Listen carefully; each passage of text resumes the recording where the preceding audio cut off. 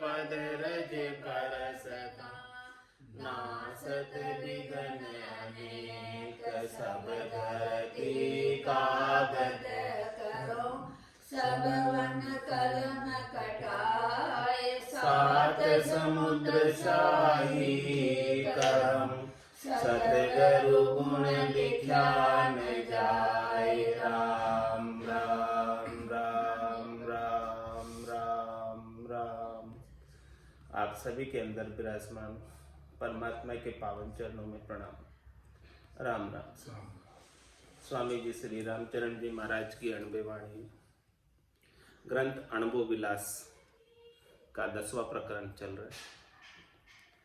महाराज फरमा रहे, समझ विचारे ऊंची धारे नीची टारे परवीणा ऊंची अजाची हरिपद राची काची बाता ना लीना ये निर्वेदम पावे भेदम संशय छेदम सुख जीना ये सुख त्यागे जग सु लागे सोही अभागे पतिहीना।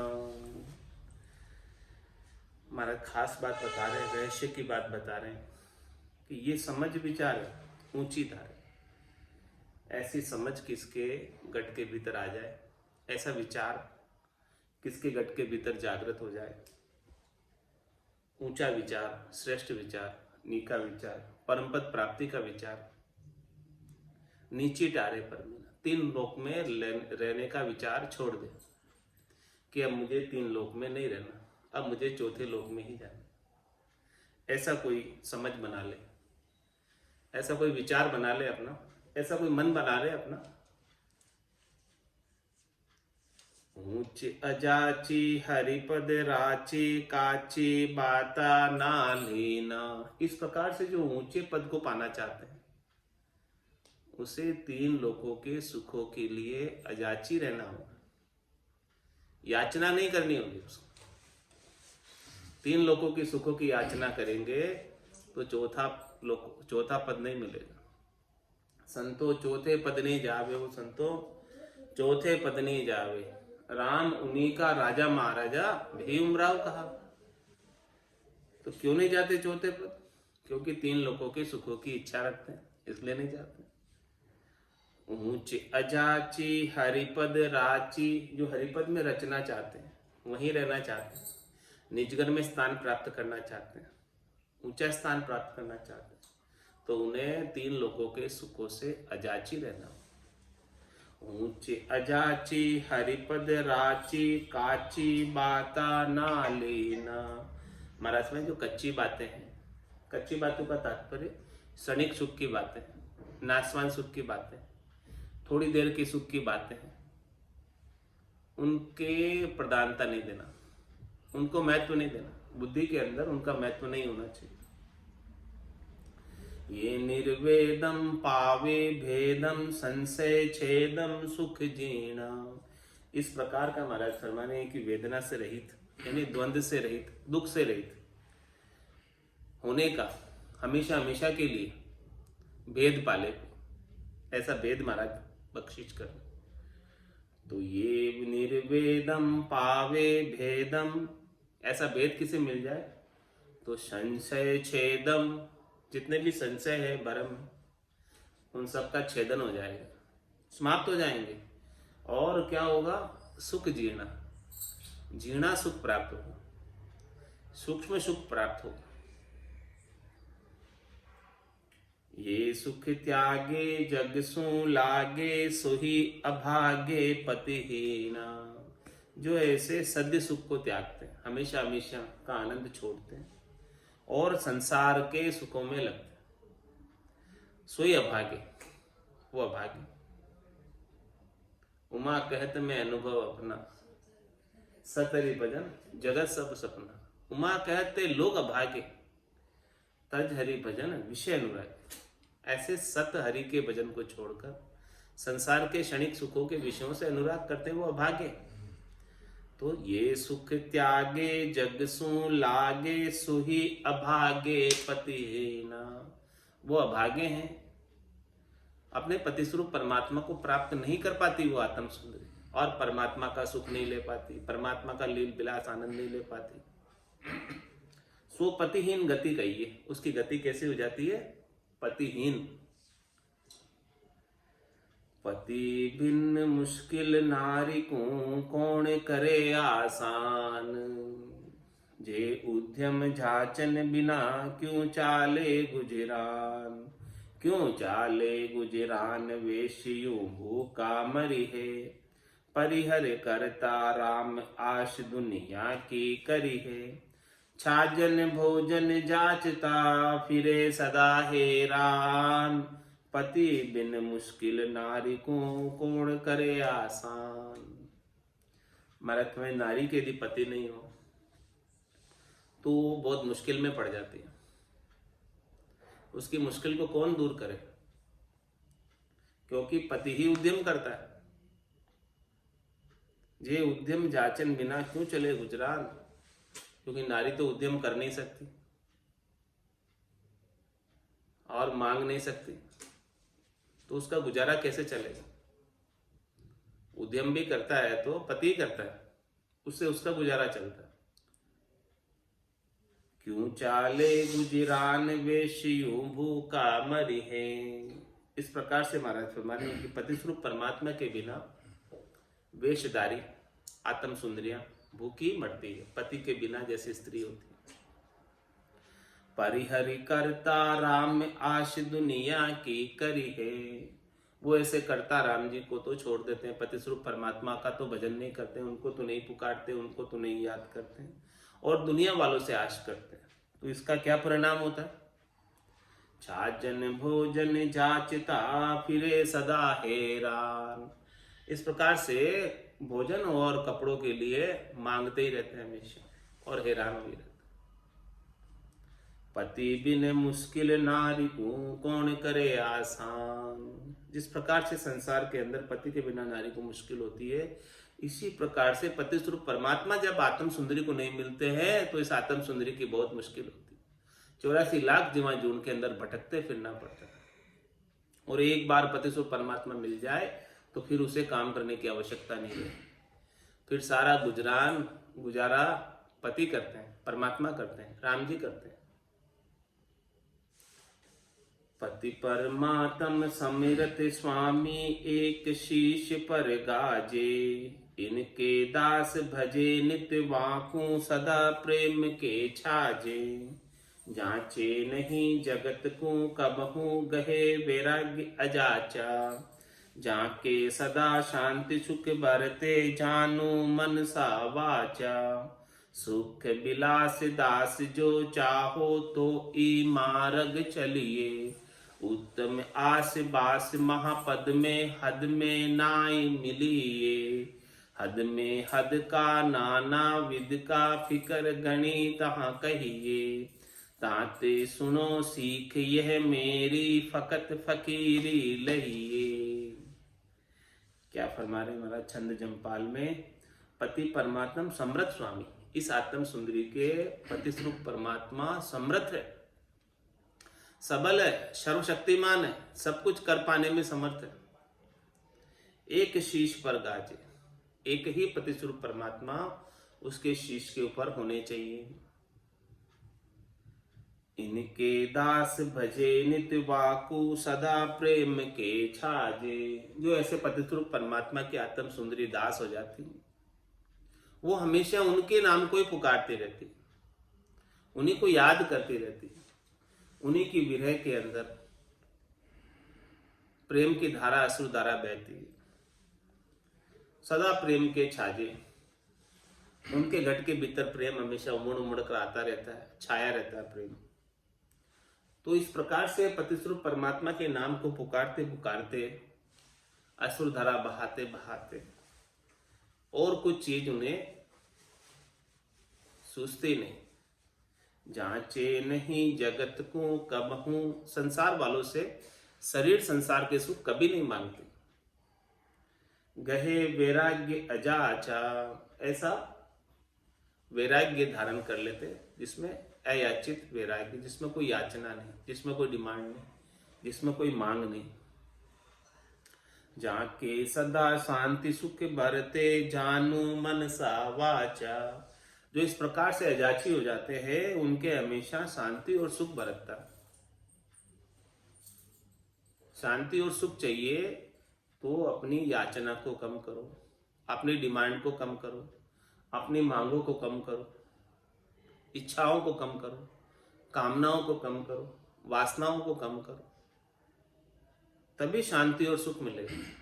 जितनी ये बढ़ती जाएगी उतना अशांति और सुख समाप्त होता जाएगा।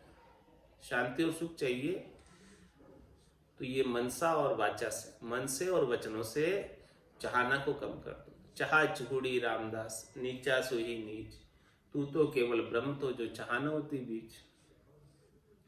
सुख बिलास दास जो चाहो तो ई मार्ग चलिए।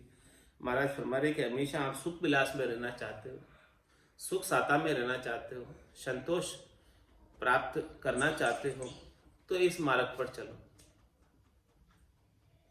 उत्तम आश बास महापद में हद में नाई मिली ये। यदि ऐसी उत्तम आशा रहेगी तो जैसी आशा रहेगी वैसा ही वाशा हो जाएगा। नीची आशा रहेगी 3 लोकों में फलों की तो 3 लोकों के फेरे में ही जाते आते लोग। 3 लोक का फेरा होई गाणी बेल फिरे यूं सोई। 4 वेद की त्रिगुण माया लख 84 जीव बंधाया। और फिर जो 3 लोक सु भया उदासी जे नंबर लोक का वासी। उत्तम आस बास महापद में, इस प्रकार से 3 लोकों में सुख की आशा को छोड़कर चौथे पद प्राप्ति की, परमात्मा के चरणों में प्राप्त करने की आशा रखो। आशा ही रखनी है तो उत्तम आस बास महापद में ऐसी श्रेष्ठ आशा रखो, उत्तम आशा रखो तो निश्चित रूप से महापद में, परम पद में, आनंद पद में वास मिल जाएगा, स्थान मिल जाएगा। हद में ना ही मिली ये, फिर वापस हद में नहीं आना पड़ेगा, त्रिलोकी की हद में नहीं आना पड़ेगा। हद में हद का नाना विद का फिकर गणी तहाँ कई। महाराज हमारे हद में तो अनेक प्रकार की फिक्र लगी हुई है, सोच लगा हुआ है, चिंताएं लगी हुई है। तंदर सुखिया कोई नहीं देखिया, जो देखिया सो दुखिया हुई। उदय अस्त की बात करत हूँ सबका किया विवेक। तो हद में हद का नाना विद का फिकर गणी तहाँ कई। बहुत फिक्र है इस हद में तो ये हद की फिक्र को छोड़ोगे तब बेहद का आनंद आएगा। ताते सुनो सीखिए मेरी फकत फकीरी लइए। आप तो हद के सुखों से फकीर हो जाओ। फकत यानी नहीं चाहिए बिल्कुल भी, फकत फकीरी लइए, इनसे बिल्कुल न्यारे हो जाओ, तब जाके चौथे पद की प्राप्ति होगी। यह उत्तम वैराग है कयो अजाचिन शोभ।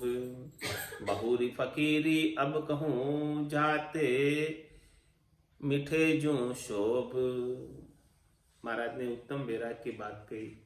अजाचित जो भी साधु है जिसको कोई याचना नहीं करते उसकी शोभा का बखान किया है कि उसका बड़ा शोभा होती है, त्रिलोकी के अंदर मान बढ़ाई होती है, सम्मान होता है, जो कुछ नहीं मांगता उसका। बहुरी फकीरी अब कहूँ, और अब फकीरी की बात कर रहे हैं। जाते मिठे जो शोभ, ऐसी फकीरी धारण कर लोगे, फकत फकीरी जिसमें त्रिलोकी में सुख प्राप्ति की बिल्कुल इच्छा नहीं रह जाए तो सारा शोभ, सारा दुख, सारा त्रास मिट जाएगा। ऐसी खास बात बता रहे हैं कि सारे दुख मिट जाए। इति श्री अनुभव विलास आनंद निवास उत्तम वैराग अजाचिन शोभ निरूपण नाम शब्द 557 10वां प्रकरण शिष्य वचन में। अब शिष्य कह रहा है, 11वां प्रकरण चालू हो गया, 10वां यहाँ समाप्त हो। कहो फकीरी परम गुरु फिकर हरन महाराज। सुख उपजे शाता बदे सदे फकीरी काज। हे परम गुरु, हे सदगुरु, आप हमें फकीरी का उपदेश दो कि हम फकीर कैसे हो जाएं। फकीर ऐसे हो जाएं कि हमारी सारी फिक्र खत्म हो जाए। ऐसे फकीर हमें बना दो कि हमारी सारी फिक्र ही खत्म हो जाए, कोई चिंता ही नहीं रहे, कोई सोच ही नहीं रहे। और जब चिंता और सोच नहीं रहेगा कुछ तो सुख उपजे साता बदे। तो घट के भीतर बहुत सुखों की प्राप्ति होगी, बहुत साता की प्राप्ति होगी, और सदे फकीरी काज, और फकीरी का काज भी सद जाएगा। तो ऐसा उपदेश गुरु वचन में सदगुरु फरमा रहे हैं, फकीरी का वर्णन कर रहे हैं कि फकीरी कैसे धारण की जाती है कि जिससे सब फिक्र ही मिट जाए।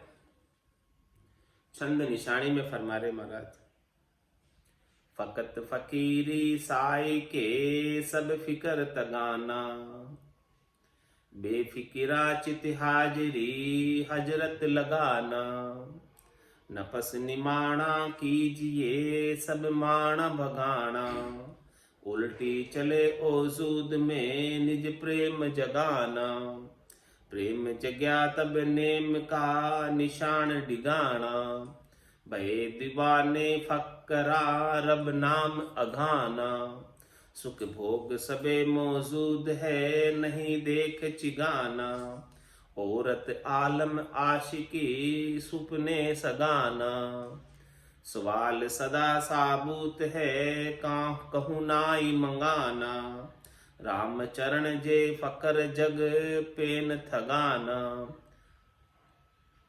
इस प्रकार से महाराज ने फकीरी का वर्णन किया है छंद निशानी में। फकत फकीरी साई के सब फिकर तगाना, जितने भी फिकर है वो सब समाप्त हो जाए, तगाना यानी समाप्त हो जाए। ऐसी फकत फकीरी धारण कर लो कि कोई फिक्र ही नहीं रहे, कोई चिंता ही नहीं रहे। बेफिकिरा चित हाजरी हजरत लगाना, महाराज में चित्त कहाँ लगा होता है? जब हमें कोई फिक्र लगी हो, चिंता लगी हो, तो उस चिंता के फिक्र के समाधान में चित्त लगता है। चेता उधर ही जाता बार बार कि ये मुश्किल आन खड़ी है, इसका क्या समाधान करें, बार बार वही सोचता रहता है चित्त। तो जब तक कोई भी चिंता बनी रहेगी आपके घट के भीतर, तब तक चित्त जो है उस चिंता के समाधान का उपाय करता रहेगा, खोजता रहेगा। तो महाराज हमारे चिंता वाली बात सब छोड़ो, नहीं तो आपका चेता उधर ही चिंता में लगा रहेगा। क्या करो, फकत फकीरी साई के सब फिक्र तगाना, बिल्कुल फकत फकीरी धारण कर लो कि जिससे सारी चिंताएं मिट जाए, तब जाके आपका चित्त परमात्मा में लगेगा। जब तक कोई ना कोई चिंता लगी हुई है तो चित्त परमात्मा में भला कैसे लगेगा? चित्त तो फिक्र में ही जाएगा, चिंता में ही जाएगा, उसके समाधान में ही जाएगा कि कैसे मैं इसका समाधान करूं, कैसे मैं इसका हल करूं, ये मुश्किल आन पड़ी है। इसका परमात्मा में लग ही नहीं सकता, मुश्किलों को हल करने में ही लगा रहेगा चित्त। तो फकत फकीरी साई के सब फिकर तगाना, बेफिकिरा चित हाजरी हजरत लगाना। महाराज में हजरत कौन? परमात्मा। परमात्मा के अंदर चित्त की हाजिरी लगाओ। चित्त की हाजिरी कब लगेगी? जब चित्त फिकर से मुक्त होगा, तब परमात्मा का नाम याद कर पाएगा। बाकी चिंताएं बहुत लगी है तो परमात्मा का नाम भी याद नहीं कर पाएगा, तो चिंताओं में ही लगा रहेगा। नफस निमाणा कीजिए सब मान भगाना। इस प्रकार से बिल्कुल सबसे न्यारे हो जाओ, अपने मान को, सम्मान को, पूजित होने को, अपने अहंकार को, वजूद को बिल्कुल खत्म कर दो। नफस निमाणा कीजिए सब मान भगाना। अपना सारा मान वजूद सब भगा दो, कुछ भी मत रखो, एकदम छोटे बन जाओ। नानक नन्हे हो रहो जैसे नन्ही धूप, पात फूल उठ जाएंगे धूप खूब की। तो नफस निमाणा कीजिए सब मान भगाना, उल्टी चले ओजूद में निज प्रेम जगाना। ओजूद क्या? ये तन। तन के अंदर उलटने की बात कह रहे महाराज। प्रवृत्ति पसारे से निवृत्ति निवेड़े में आ जाओ। जिन पाया जिन घट ही पाया, बायर फिर जन्म गमाया। तो उल्टी चले ओजूद में निज प्रेम जगाना, जब आप तन के भीतर शोधना करोगे, खोज करोगे नाम और निज नाम के माध्यम से, तो घट के भीतर परमात्मा के प्रति हृदय से प्रेम जागृत हो जाएगा। प्रेम जग्या तब नेम का निशान दिगाना। महाराज भाई, जब प्रेम जग जाए तो फिर नेम धेम कुछ नहीं रहता, उसका निशान डग जाता। भाई मेरे तो ये नियम है, जब प्रेम जग गया तो नियम सब छूट जाएंगे, कोई नियम नहीं रहेगा। सारे नियमों को तिलांजलि दे दो, नमस्कार कर दो। प्रेम जब जग गया तो फिर तो प्रेम का समय कैसा, ऐसो समियो सदाई हमारे, 8 पोर क्या सांझ सवेरे। ऐसा प्रेम जागृत हो जाए कि यही आरती यही पूजा, राम बिना दर से नहीं दूजा। तो प्रेम जग्या तब नेम का निशान दिगाना, भय दीवाना फकरा रब नाम अगाना। इस प्रकार से महाराज हमारे जो फकीर है वो दीवाना हो जाता है राम जी के नाम का, और रब का नाम, परमात्मा का नाम, राम जी का नाम अघाना यानी धाप कर लेता है, भरपूर लेता है, खूब लेता है। सुख भोग सबे मौजूद है नहीं देख चिगाना। मरत में उसके सामने सारे सुख हाजिर है, हाँ, और देखकर थोड़ा बहुत भी पावस्ता नहीं है सुख भोग को करने के लिए। सुख भोग सबे मौजूद है नहीं देख चिगाना। इच्छा ही नहीं करती, जाता ही नहीं है सुख भोगों में। वो तो राम जी के नाम लेने के अंदर मस्त रहता है, मगन रहता है, गरक रहता है, गरकाव रहता है, दीवाना रहता है। औरत आलम आशिकी सुपने सगाना। औरत आलम आशिकी, हमारे में औरत से और आलम से आशिकी सपने में भी नहीं करता। जागृत में तो नहीं करता, सपने में भी नहीं करता, यानी माया से आशिकी छोड़ देता है और रब यानी परमात्मा से आशिकी करता है। महाराज ने यहाँ पर सारे उर्दू और अरबी शब्दों का उपयोग किया है। औरत आलम आशिकी सुपने न सगाना, सवाल सदा साबूद है कहूँ नाई मंगाना। सवाल सदा साबूत है कहूँ नाई मंगाना, किसी से जो है नहीं मंगाता है कुछ भी सुख भोग की सामग्री।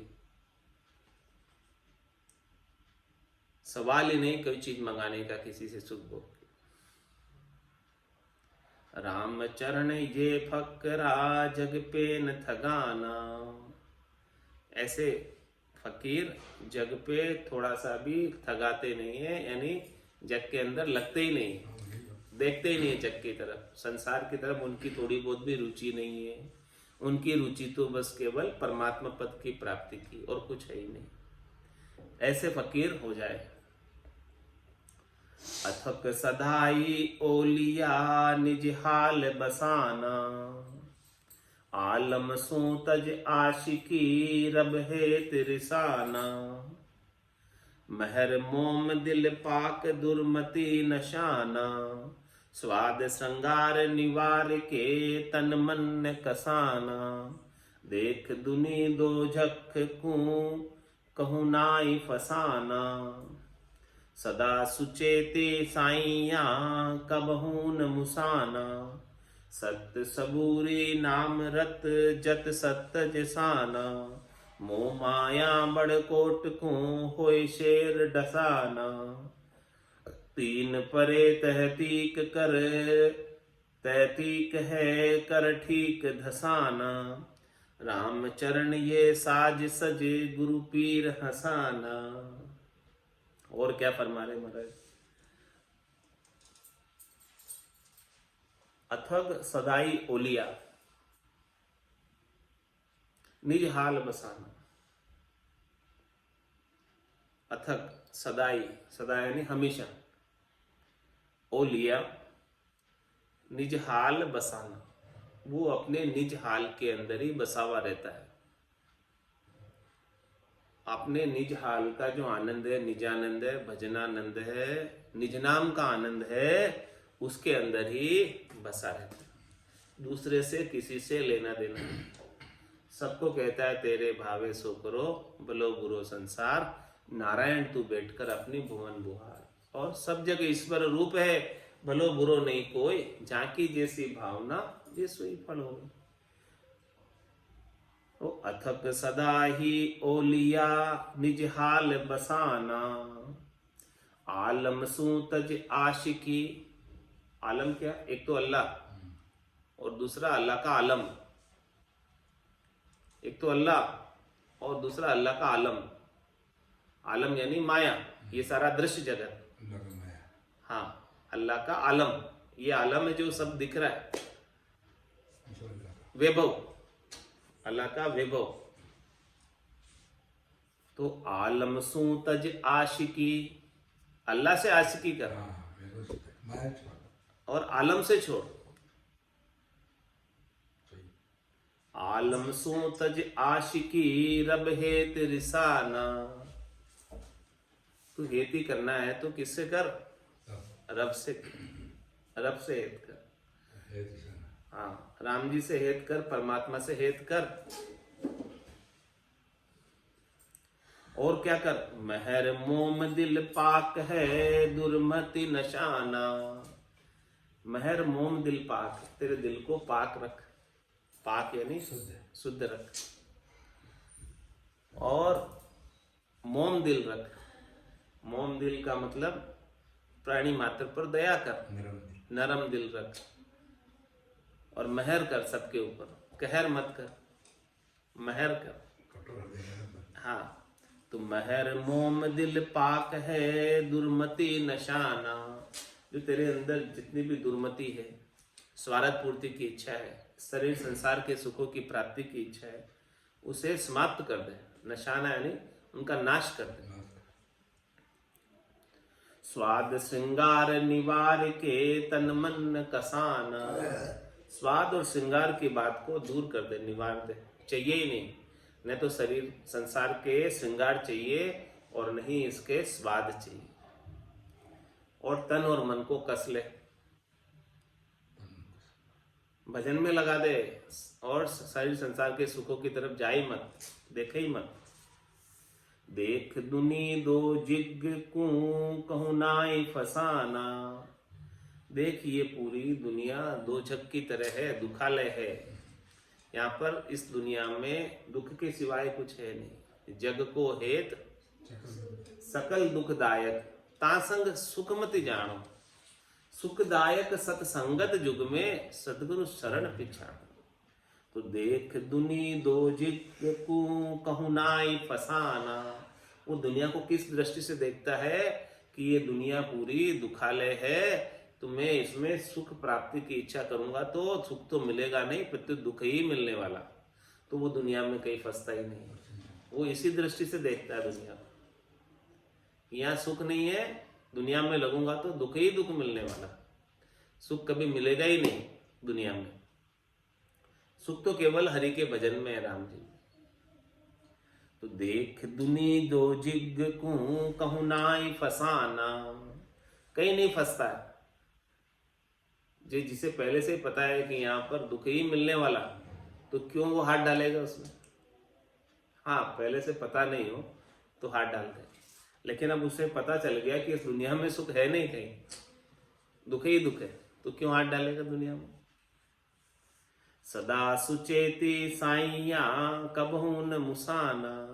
वो तो हमेशा साईं की तरफ, परमात्मा की तरफ, राम जी की तरफ सुचेत रहता है। उनको ही प्राप्त करने का उपाय करता रहता है और उन्हीं के नाम का सुमरन करता रहता है और उनकी कृपा का सतत रूप से अनुभव करता रहता है। तो वो कबहू न मुसाना, वो कभी मसाएगा नहीं, अपने श्वासारूपी पूंजी को ठगाएगा नहीं, व्यर्थ के कामों में खर्च नहीं करेगा। राम भजन बिन श्वासा जावे, सो सब रेत मिलाई, मन रे सिमिर सिमिर अलसाए। श्वासों को रेत में मिला दो कि तो मसाने का ही काम हुआ ना, ठगाने का ही काम हुआ। तो जो हमेशा साईं की तरफ, परमात्मा की तरफ नाम सुमरण में सुचेत रहता है, वो कबहू न मुसाना, वो कभी ठगाएगा नहीं। वो तो लाभ कमाई करके जाएगा, सौदागर चल्या जीव सौदे, भरत खंड में आया, कहीं एक कर गया लाभ कमाई और कहीं एक मूल ठगाया। मूल ठगाई तो वही करेगा जो राम भजन नहीं कर रहा, लाभ कमाई वही करेगा जो साईं की तरफ सुचेत है। सदा सुचेती साईया कबहू न मुसाना, सत्य सबूरी नाम रत जत सत्य जिसाना। इस प्रकार से वो सबूरी में रहता है। सबूरी किसे कहते हैं? सबर, सब्र रखता है। सबूरी, सब्र, संतोष, जरना। हाँ, तो सत्य सबूरी नाम रत। सच्ची सबूरी कब मिलेगी? सच्चा संतोष कब मिलेगा? सच्ची धैर्यता कब आएगी? जब नाम में रत रहेगा। नाम में रत रहने से ही सबूरी आती है, सबर आती है, संतोष आता है, इसके बिना नहीं आता। तो सत्य सबूरी नाम रत जत सत्य जिसाना। और सच्चा जतिपना भी तभी धारण कर पाएगा जब तू नाम में रत रहे। उसके बिना जतिपना भी धारण नहीं कर पाएगा और सबूरी भी नहीं आएगी। मोह माया बड़े कोट को होए शेर डसाना। मोह और माया का बड़ा कोट है। कोट यानी किला है। इस किले को महाराज फरमाए होए शेर डसाना, शेर होकर डसा दे, यानी मजबूत होकर इसका मुकाबला कर ले, डसा दे इसको। ये रहना नहीं चाहिए। तीन परे तैतीक है कर ठीक दसाना। महाराज मैंने कि वो तैतीक कर, पहुंच वहां पे। तैतीक करना है नहीं, वहां तक पहुंचना। तीन परे तहतीक है, ये तीन से परे है तहतीक, तीन लोग से परे है। तो कर ठीक डसाना, ऐसा उपाय कर कि वहां धस जाए तो बारी खोलकर। ये बारी बड़ी सूक्ष्म है, जीणी है, राई के दाने के 20वें भाग के बराबर है। तो ऐसा उपाय कर, ऐसी ठीक व्यवस्था कर, ऐसा ठीक भजन कर कि उस बारी में से धस जाए तो निकल जाए, उसमें से पार हो जाए। तो तीन परे तैतीक है, वो ठेड़ कहाँ है? चौथा लोक, तीनों लोकों से परे है। तीन परे तैतीक है और तीनों गुणों से परे है। रजव, सत्व और तम से परे है। ये जब तक गुणों से गुणातीत नहीं होगा, इनसे सुखान्वित होता रहेगा, तो ये भव सागर में जाता आता रहेगा। तीन परे तैतीक है कर ठीक दसाना। रामचरण ये साज सज गुरु पीर हसाना। ऐसा साज, ऐसा साधन तू साध ले कि जो गुरु पीर है तेरे, वो प्रसन्न हो जाए, खुशी हो जाए, उनका दिल बाग बाग हो जाए। वो कब होगा उनका दिल बाग बाग? जब ऐसे गुरु पीर से तू गुरुपद देश में मिलने चला जाएगा, तब वो राजी होंगे और सामने आकर बधाएंगे। ऐसे सब वो संतों का ही देश है, रामजनों का ही देश है। 10वें द्वार करे हंस केला, अनंत कोट संतन का मेला। ऐसे संतों के देश के अंदर गुरु को, पीर को प्रसन्न कर ले, राम जी को प्रसन्न कर ले। पीर मुरीदा महर कर दर्शाया दीदार, असल फकीरी जाल के रहे पला फटकार। पीर मुरीदा महर कर दर्शाया दीदार। महर किसने की? मुरीद के ऊपर। मुरीद कौन? मुरीद कौन? शिष्य, वो सब मुरीद है। और पीर कौन? गुरु, सदगुरु। तो पीर मुरीदा महर कर, ऐसी महर की किसने? सदगुरु ने। किसके ऊपर? शिष्य के ऊपर। पीर मुरीदा महर कर, शिष्यों के ऊपर। मुरीदा यानी शिष्यों के ऊपर। मुरीद तो एक हो गया, मुरीदा लगाया हमारा। हाँ, शिष्य पर। बहुवचन।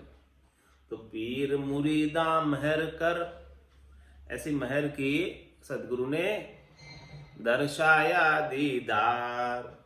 ऐसा चौथे पद का संतों के देश का, रामजनों के देश का दीदार करा दिया, ऐसी महर की कृपा की। हे भूप निज नाम मुखमाय नहीं आवे, ज्ञान गम सोजा गत नहीं पावे, तत्व रूपी गुरु की दिल मेर भाई, निज नाम जागे सिस्तन माई।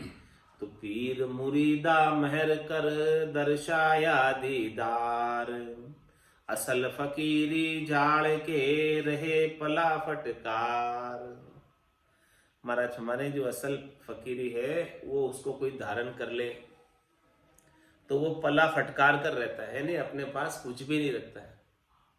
पला फटकारने का क्या मतलब, पल्ले में कुछ भी नहीं है, सब चेक कर लो बोले, पल्ला खाली है, मेरे पल्ले में कुछ बंधा हुआ नहीं है। पल्ले में कुछ बंधा रहेगा तो फिर जमराज पकड़ के ले जाएगा। पूरा खाली कर दो पल्ला आपका, वजन जितना भी है कर्मों का ये उतार दो, तो पल्ला फटकार के रहो, कुछ भी नहीं रखो अपने पास। अनंत जन्मों के कर्म हैं, इन सब कर्मों को उतार दो। ये उतरेंगे तब जम से बच पाओगे, इसके बिना तो जमराज न्याय कर्मों का फल भुगताने के लिए अनेक प्रकार के जिमाजून में डालेगा। सबे फिकर फक जाए फकीरा सो सही, सबे फिकर फक जाए फकीरा सो सही, पलाचार फटकार विचरे है पुरमही, परवाले नहीं जाए बुलाया मीर का, परिहा हाल मस्त शिर दस्त लिया रहे पीर का। और क्या फरमा रहे महाराज, सबे फिकर फक जाए, इसकी सारी फिकर चली गई, फक जाए यानी दूर फक गई।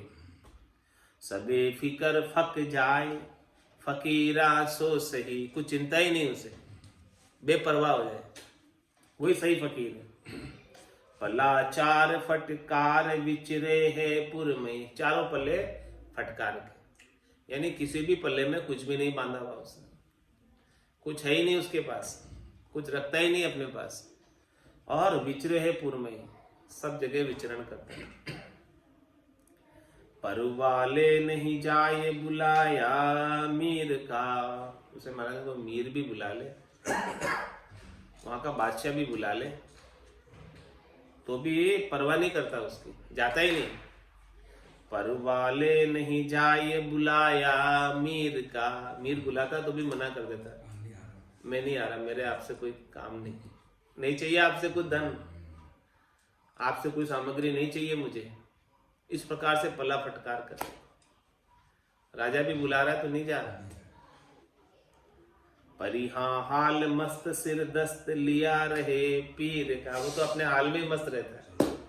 और सिर दस्त, सिर के ऊपर दस्त है, दस्त यानी 10 उंगलियों, वरदस्त, पीर का, सदगुरु का, सदगुरु का वरदस्त, उसके दोनों हाथ उसके सिर पर है।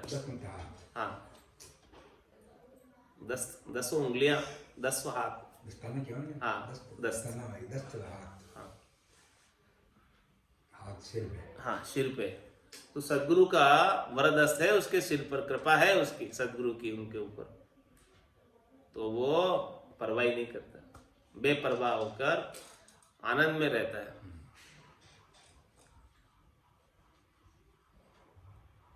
पीर दस्त सिर धार के बिचरे मही फकीर, खालिक जाने खलक में कहाँ कोई मीर कंगीर।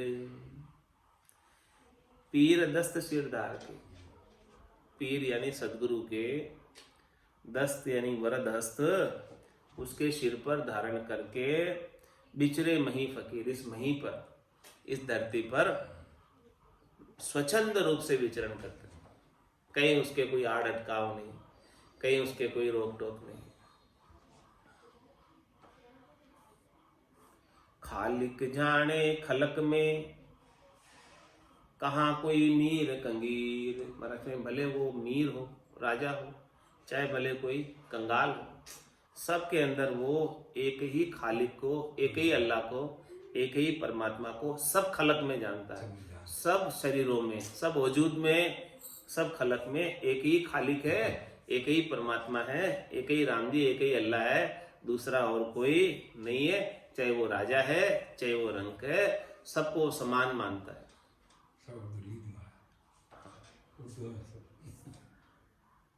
झूलना में फरमा रहे महाराज, मीर कंगीर समान गिने, मने नहीं माया मुँह डार है जी।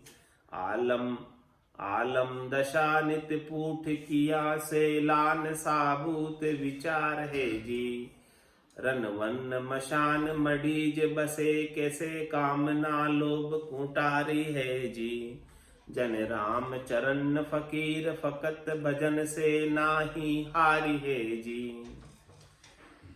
मीर कंगीर समान गिने, राजा और रंक को समान गिनता है। मने नाही माया मोह डारी है जी, अपने मन को माया और मोह में नहीं डालता।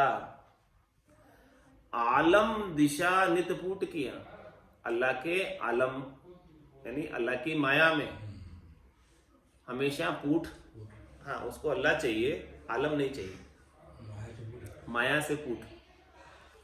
और सैलान साबुत विचार है जी, वो सैलानी बना रहता है हमेशा। सैलानी किसे कहते हैं? हाँ, कहीं भी विचरण करता है और साबुती में विचार करता है। साबुत यानी पूर्णता में, हमेशा पूर्णता में रहता है, हमेशा आनंद में रहता है। रन वन मशान मडीज बसे, कहीं भी चला जाता है, रन में चला जाता है, वन में चला जाता है, मशान में चला जाता है, मंडी में चला जाता है। कसे कामना लोभ को टारी है जी, अपनी कामना को, लोभ को कसकर कहीं भी जाकर रह जाता है, कोई परवाही नहीं। जन राम चरण फकीर फकत, ऐसे फकीर फकत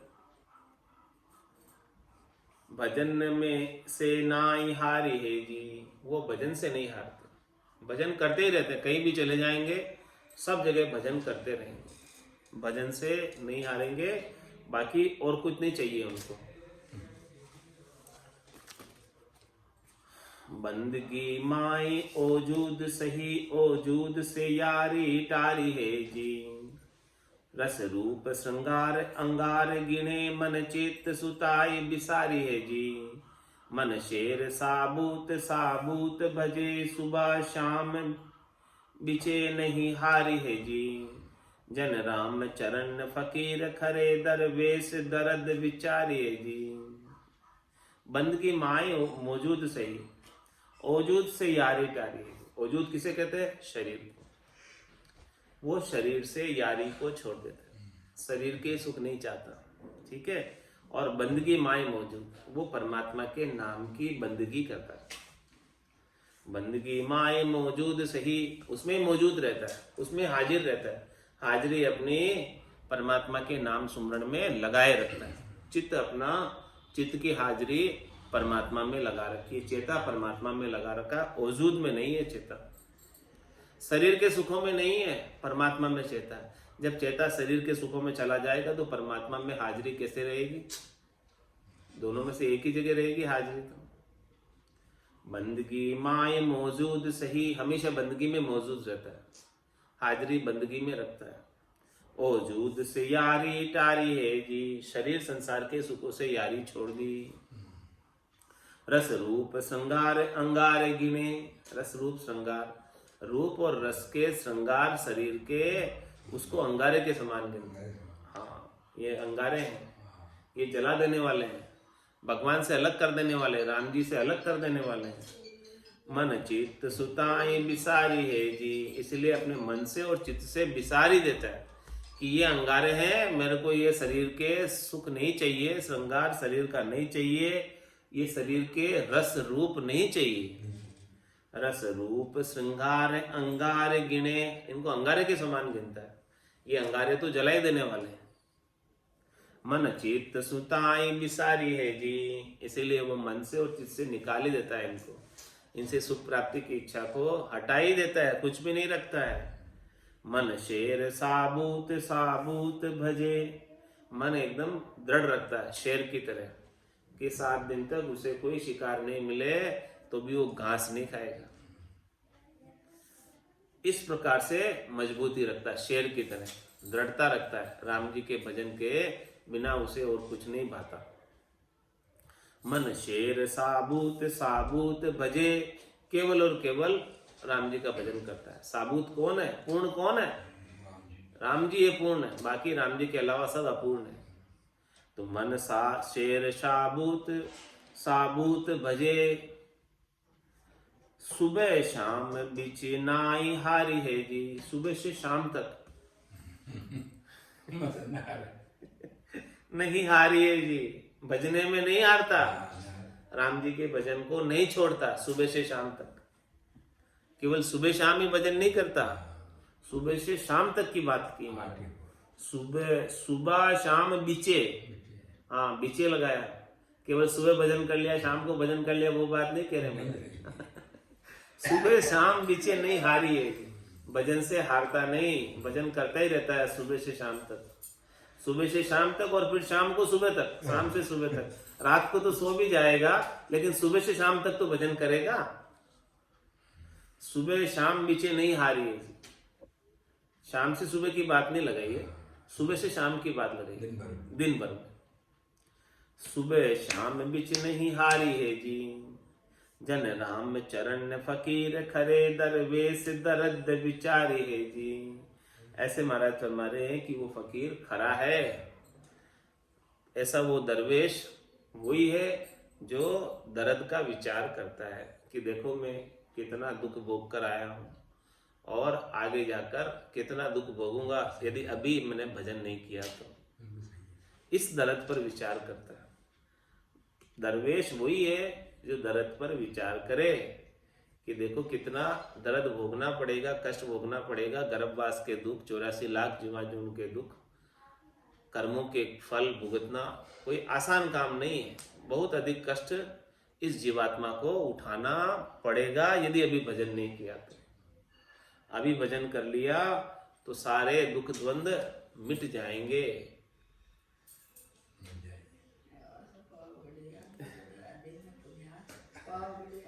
इस प्रकार से महाराज इतना अच्छा उपदेश किया आज, पूरा उर्दू में उपदेश किया आज। पूरा महाराज ने पूरा वर्णन करके बता दिया और उसको ऐसी परमात्मा ने कृपा की कि सारी समझ अपने को हो पाई। तो आज की सत्संग चर्चा का समय यही पूर्ण हुआ। थोड़ी देर के लिए वाणी की सेवा का अवसर प्राप्त हुआ, वाणी पवित्र हुई। इस वाणी को यही विराम देते हुए बोलो राम सद्गुरु देव जी महाराज ने, परम दयाल सद्गुरु सुखराम जी महाराज ने दिन्य हो जी। श्री रामचरण जी महाराज ने, अनंत श्री स्वामी जी श्री रामचरण जी महाराज के ज्ञान सस्वरूप भगवान ने, केवली भगवंता ने, जीवा तारण जहाज ने, मोक्ष के मालिका ने, अनंत कोटि संतान ने, राम सभा में राम राम।